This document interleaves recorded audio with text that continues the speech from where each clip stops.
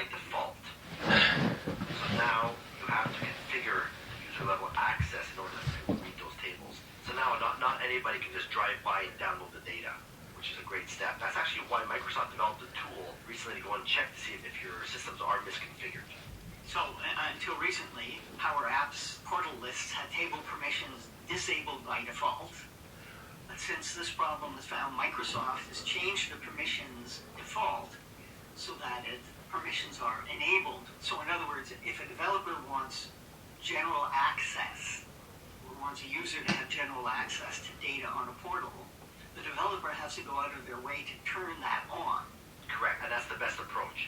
Because, again, if it's set up for too much convenience, you're not going to know if something's misconfigured.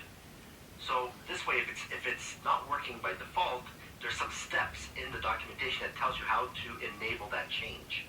But there is a way, actually, you can still activate anonymous access, so you can still put it to like a vulnerable state. But at least you're going to get warnings flashing in your face saying, hey, if you do this, here's what could happen.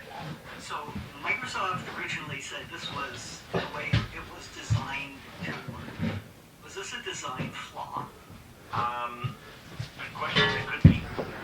But again, because it was designed to be convenient out of the gate, that's where, security is not about convenience anymore, right? There's way too many cyber attacks happening, and for the littlest of things. So the way to make these attacks more difficult is to make it harder for them to get in or get access to the data.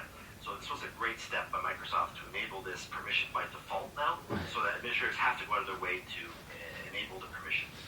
So what's the lesson for software developers who want to create tools to help people create applications? The easiest way is to just get familiar with the latest attack tactics, like the OWASP Top 20.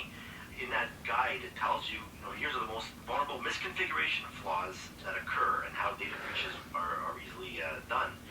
So when you follow those best practices, you'll learn how to test the security, make sure it's safe.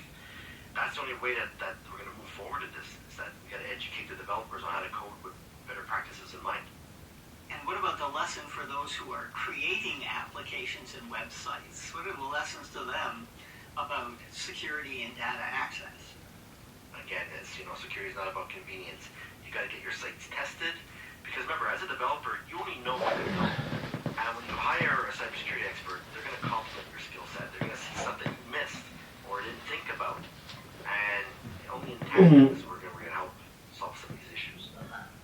I want to turn now to the business email compromise story. The town of Peterborough, New Hampshire acknowledged that it was recently